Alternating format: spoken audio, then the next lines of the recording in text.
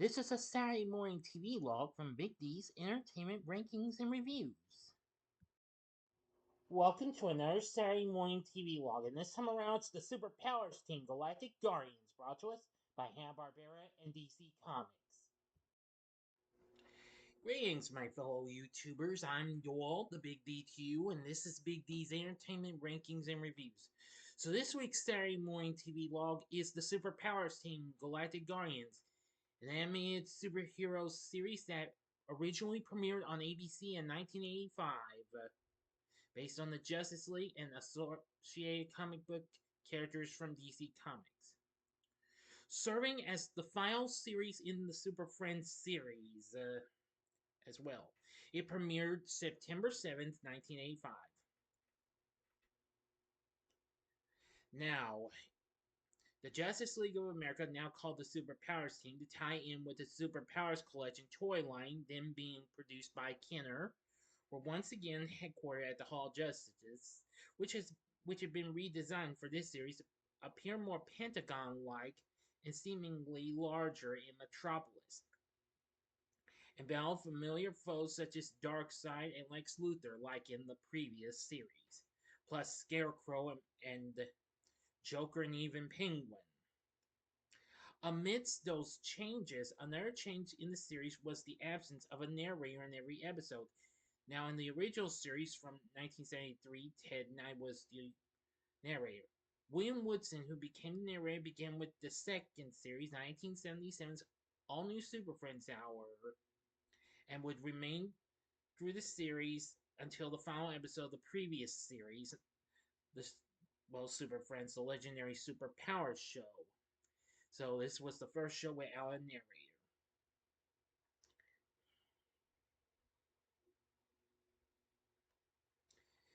Now then, however, there is a very brief voiceover by Mr. Woodson at the start of one episode. The Bizarro Superpowers team telling the audience about Bizarro World, but isn't heard afterward. Furthermore, the majority of the original recurring characters of the series were eliminated, outside of Samurai and El Dorado, while the DC Comics teenage superheroes Firestorm and Cyborg wholly replaced the Wonder Twins for the purposes of target audience identification figures. The animation was also improved. Most notably, Superman, Batman, and Wonder Woman looked more like their DC Comics versions, since the style guide, illustrated by Jose Luis Garcia Lopez in 1982, was heavily used for this series. The storylines in many of the episodes were also a bit more dramatic compared to the previous installments. The only episodes that featured the old Super Friends style and charm were the Bizarro Superpowers team and the Case of the Stolen Powers. Except where noted as a short, each episode was 30 minutes long. The show lasted only one season for the network, marking the end of the 12-year run of the Super Friends franchise. Now, I have watched every episode when it was rerun on Cartoon Network and on Boomerang. I've also seen them, some episodes on Max, as long as it's a good episode. Now, let's see.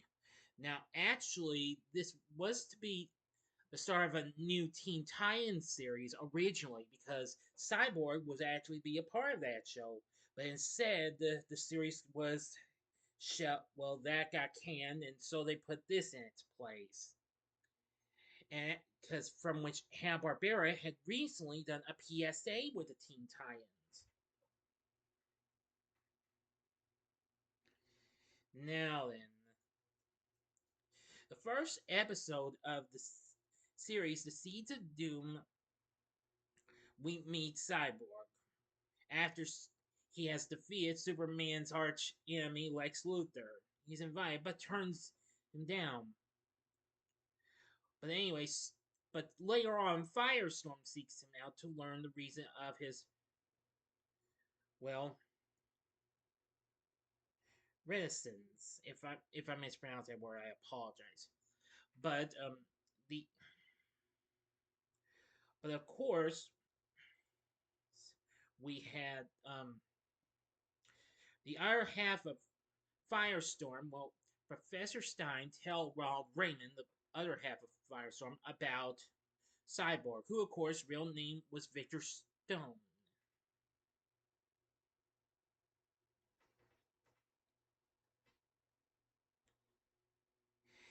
Well, saying that Cyborg was a promising decathlon athlete until an accident destroyed most of his body and his father replaced parts of his body with machine parts. Also, he's not Italian, but soon became fast friends with Firestorm. Now, also in another episode, The Fear, Batman's origin is told for the first time outside of the actual comics. The flashback shows Thomas and Martha Wayne being confronted by an unidentified mugger just after watching a Robin Hood movie with young Bruce. When Thomas ends up trying to fight the mugger, Bruce quote, "Know that he's gone," and lightning is shown in the sky as his parents are shot. The story was written by Alan Burnett, who would later be a story editor for Batman the Animated Series. This was also a lengthy appearance of Bruce Wayne and Dick Grayson outside their respective personas as Batman and Robin. Also, Flash did appear, but only in one episode, which was probably my favorite episode, The Death of Superman. Never used his powers. El Dorado, even if he was not part of the official roster, also made a cameo in the same episode. Never used his powers or even spoke any lines. Also in that episode, the Fortress of Solitude more closely resembles the pre-crisis comic book version, including a giant yellow key whose use required the combined efforts of Green Lantern, Wonder Woman, and Cyborg. This was the first time Wonder Woman's red boots were animated with white stripes since the cancellation of the TV series with Linda Carter 6 years earlier. Anyway, yes. So anyway, now each episode of the Superpowers Team Galactic Guardians featured a big adventure. The only episodes that have two stories were episode 2, which featured the Ghost Ship and the Bizarro Superpowers team, and episode 6, Brainchild and the Case of the Stolen Powers, which featured the Penguin in it. Also, let's see here. In episode 5, The Wild Cards, which that was a classic, Joker appears.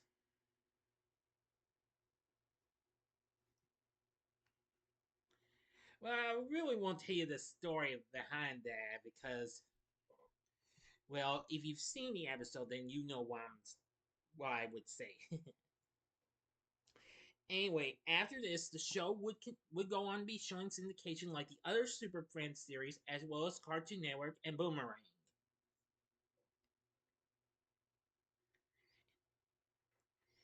In 2007, Warner Home Video released the complete series containing all the episodes,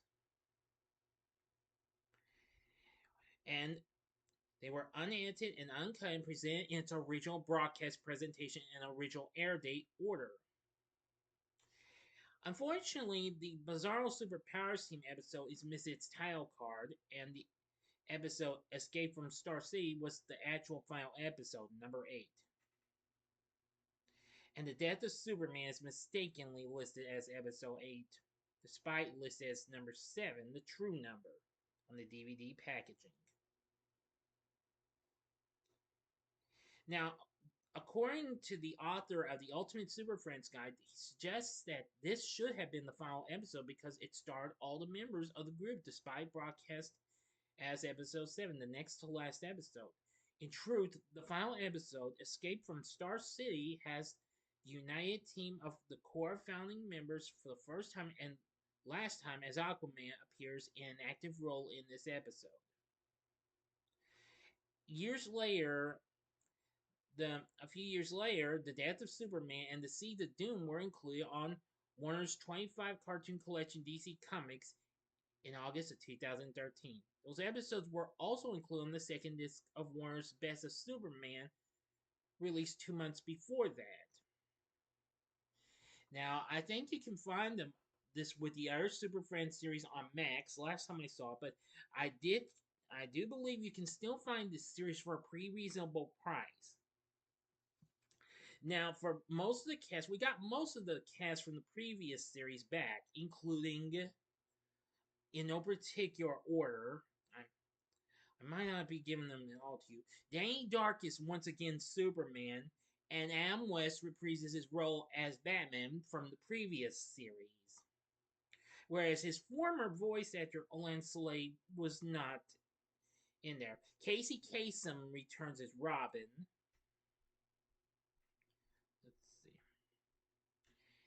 And Stanley Ralph Ross reprises his role as the robot version of Brainiac in the episode Brainchild. And Frank Welker once again voices Darkseid and Caliban. He also once again voiced Mr. Mxyzptlk in the Bizarro Superpowers Team episode as well. Welker also voiced the Joker and Darkseid's Parademons vocal effects. Let's see. Now, Michael Wright once again voiced Green Lantern. And B.J. Ward took over the role of Wonder Woman for this series. Now, I'm going to go to some others. William Calloway did Aquaman's voice. Rene Auberjonois voiced the Sod again. Let's see. Sorry, this is taking me some time to find this and what have you. Stan Jones once again voices Lex Luthor as he makes his brief appearance in the Seed of Doom.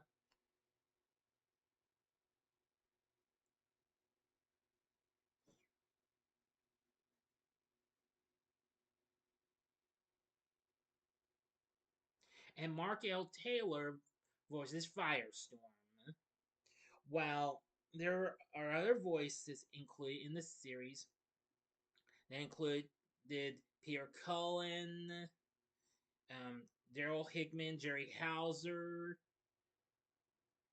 Robert Morse, and lots of others. Also, to my surprise, we have, as the voice of Cyborg, is Ernie Hudson, who had recently played Winston Zeddemore in Ghostbusters the previous year.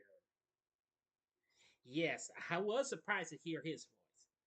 So anyway, this show's way more different than the rest of the Super Friends series. With its dark tone and what have you, I still think it's a pretty good show. It's not my favorite by a long stretch, but I still respect the show for what it had to offer.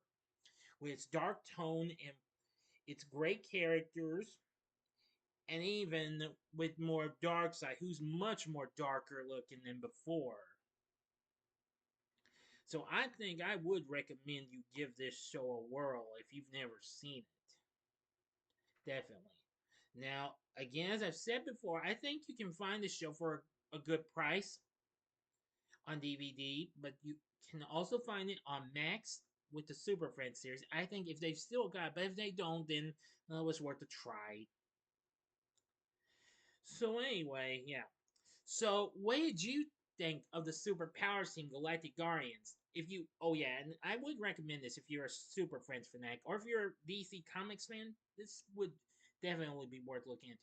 So what did you think of the show? Let me know what you thought about the Superpowers Team in the comment section below. If you like this video, click the like button, subscribe, and be a part of the Big D Nation. Continue to help support my channel, make it grow and make the views grow. And later tonight, I'll be giving you a review of Star Trek Generations. So if you like this, check out these other vids. In the upper left-hand corner is my TV log revisited on Batman the Animated Series. Or if you would like, go to the upper right-hand corner and check out the Saturday Morning TVLog I did for the recent Super Friends series, the Super Powers Team Galactic not that, oh crap. I'm sorry, I got mixed up. It was Super Friends, a legendary superpower show. My mistake. Or relive the series from the very beginning with my Saturday Morning TVLog of the original Super Friends from 1973. And the bottom right hand corner is a button you can click to subscribe. If you like rankings and reviews on movies, TV, music, video games, etc., as well as the Saturday Morning TVLog, then I'm your guy. Thanks for watching, and next week's Saturday Morning TVLog is the new Fantastic Four. So until next time, I'm the Big D saying, see ya.